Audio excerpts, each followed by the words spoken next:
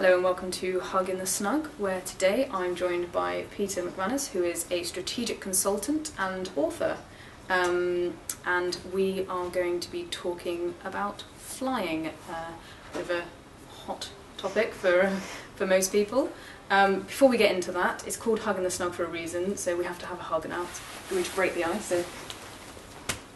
Okay, so you've written a book called Flying Be Damned.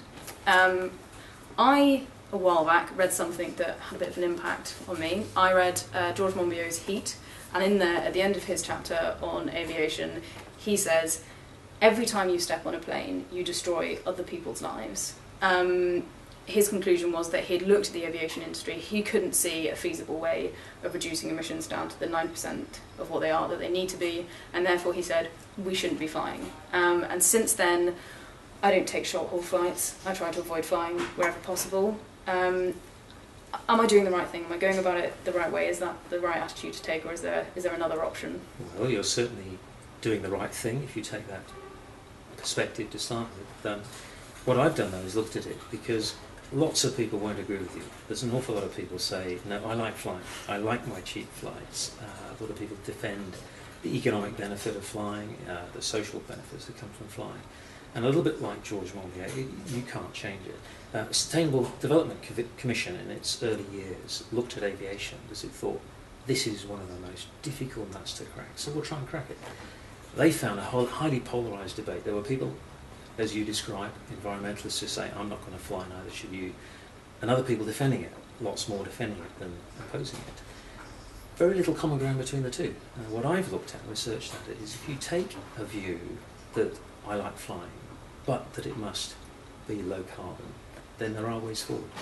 Okay, so is there hope, or one day I'll be able to jet off all over the place on planes and not have to be riddled with guilt about my impact on the environment while I'm doing so? Well, there's a number of things change.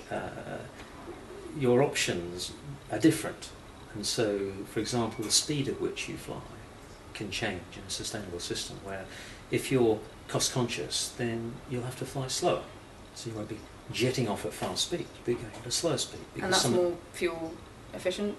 There are some prototype air vehicles which are much more fuel efficient, but they have to travel slower. So that's one of the changes. And how slow, if I was flying from here to Spain, and it normally takes, I don't know, 2 hours, is that a 2-hour flight, or 2.5 hours or something? How long would it take? Are we talking, is it going to take me 5 days to get to Spain on my super slow plane, or...?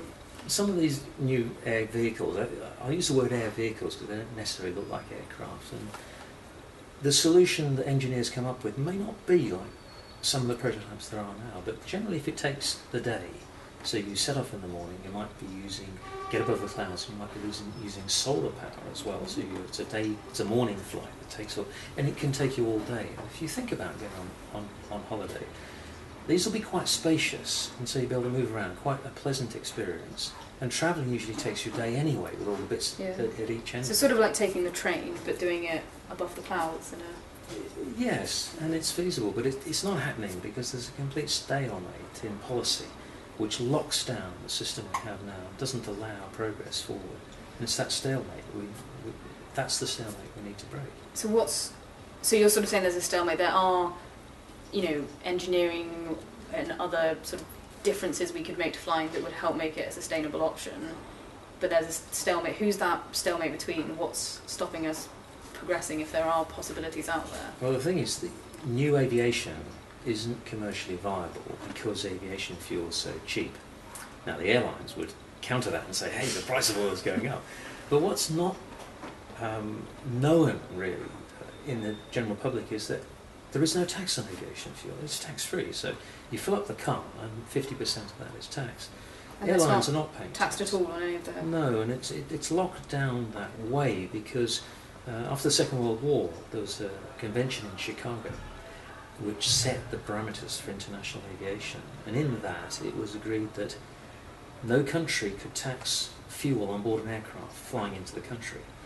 So if a country starts to tax aviation fuel, the airlines reconfigure not to take up fuel in that country. So say the UK said, hey, we should tax aviation fuel, and Parliament has looked at this over a number of years, has sometimes said we should do that. If the UK did it unilaterally, it would be a complete own goal, because long-haul flights would go elsewhere in Europe. We would become, we would be a short hop into Europe, but the long-haul flights would miss out Heathrow. Because I was on the tube actually, I think yesterday or something, and I saw a poster which I think is obviously sponsored by Heathrow or some sort of lobbying group, and that's saying that if we want to get out of the economic crisis, then we have to not block aviation out. I can't remember exactly what it was saying, but we have to look at it, and that they are effectively, they were saying, they are the answer to Britain's current economic crisis, and that by sort of supporting growth. Third runway at Heathrow, more capacity. Is that true? Is that something we're going to have to inevitably accept, or is there a kind of middle ground? It's an argument that you've got to listen to, but you've got to look at where it really takes us. One of the barriers is that aircraft are designed to standard parameters, and airports are as well. And so the new Airbus, most efficient Airbus plane, couldn't have longer wings because they wouldn't have fitted, so it didn't have the most efficient design to fit with the airports. And so what we actually need to do, because the green air vehicles are going to be radically different, the airports are going to be different. So personally, I would argue that think about a new airport for London, which is, I know, there's a couple of options for that, but not in terms of conventional aircraft. Take that leap that says that new airport for London will be green air vehicles. So a green airport where only green air vehicles can land, and that might sort of kickstart some people into yes, and the engineers will have some great fun designing that and saying this is what it should look like. And it really is, talking about the engineering, and you're talking about one of the options is flying slower. Are there really, prototype, whether they're actually built, but are there answers out there? I know that obviously if fuel's one of the biggest things, people have talked about biofuels, but that comes with all of its own issues. Is it really realistic, even thinking that those things could change, that we really could get to a point of an aircraft that is either fuel comparable to other efficient modes of transport, or could even be carbon zero or very low carbon? You mentioned biofuel. Let me just mention briefly about biofuel, because there's big targets for international aviation of 80% of the fuel coming from biofuel. There's going to be huge demand for biofuel. The UK Committee on Climate Change looked at this and they said, well, perhaps 10% of aviation fuel can be from biofuel as a realistic target, because the demands for biofuel are going to be huge and the capacity is highly limited. So biofuel is a bit of a red herring. But the things that you could do and can do is, yes, you redesign the technology, and it can be done. And if I give you an example which I find quite interesting, which is in the book, is I looked at a study that the Americans did to replace their fleet of C-17 heavy lift jets.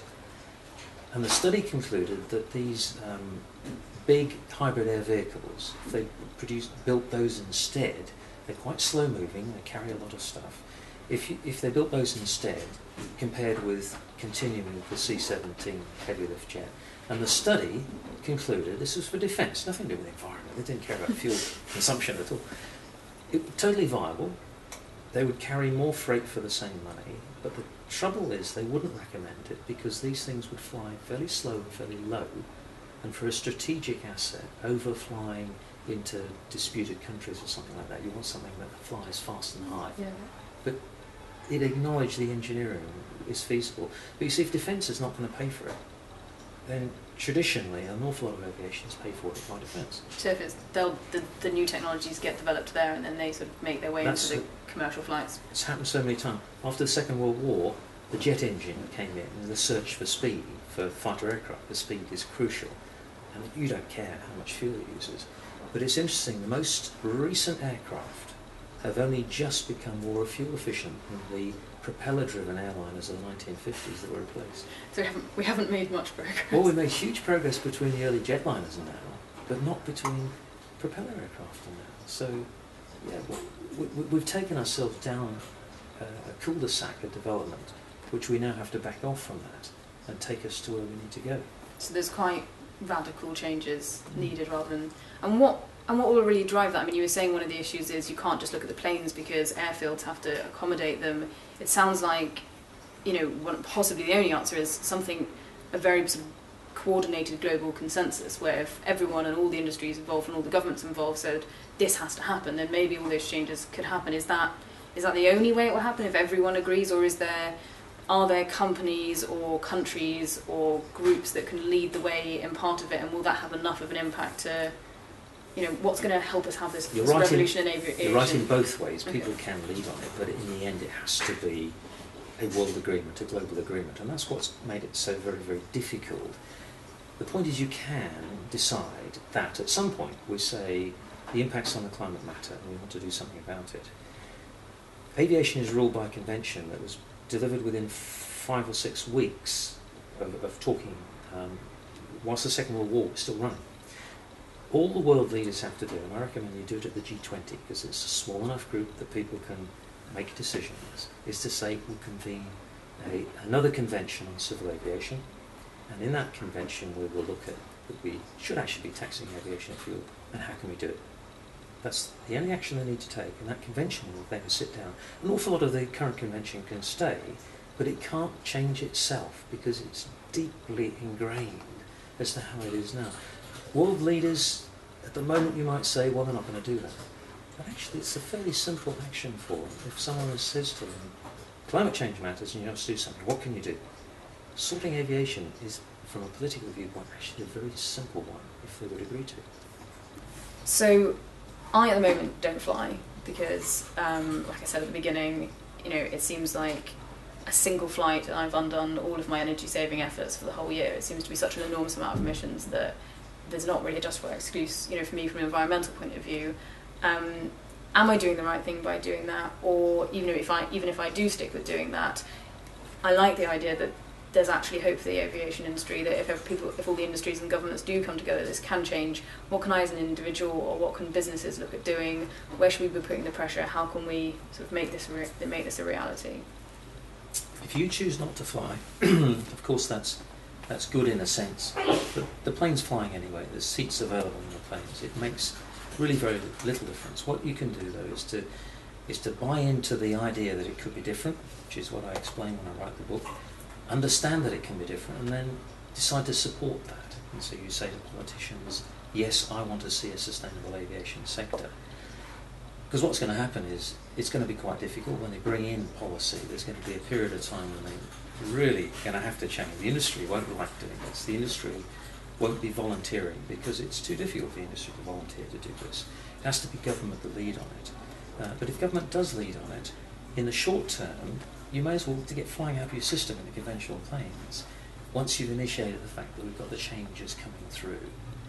So support change, but no need to, particularly in my opinion, stop flying yourself, because that's not the main thing. Support change and persuade others to support it too. So boycotting might not be really having a noticeable enough impact, but if we're lobbying or if we're showing our support when policies are suggested, that kind of government pressure is actually what's going to make the difference. Because really my boycotting is putting a pressure on the industry, and you're saying the industry, how it is or without help, isn't going to change. I mean, is that the case? Is the aviation industry just it's not capable of doing it alone? It can't lead alone, and it's going to be hugely difficult when it does make the changes, and will need all the support it can get.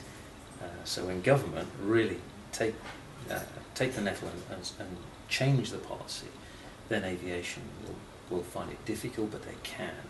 There's all sorts of innovative little companies that can step in, and the big companies have expertise that they can apply if the policy is changed. So with government driving it, all that potential is there. Is that? Yes. Yeah. Yes. So we just have to hope that everyone in Westminster has read the book, is reading it now, or will read it, and that they see that this is something that they could tackle, and that would have They should have confidence to tackle it, and when they do tackle it, we will see a wonderful further golden age of aviation that will set off because of it. Brilliant. Well, I can't wait to be able to get back on a plane and not feel guilty about it. I look forward to my low carbon emissions flights. One last plug for the book. So it's called Fly and Be Damned. People can buy it in Amazon. Amazon, any good bookshop, of course. Yes. Brilliant. Well, thank you for writing it. Thank you for coming in and sharing it with us. It was a real pleasure. Thank you. Thank you.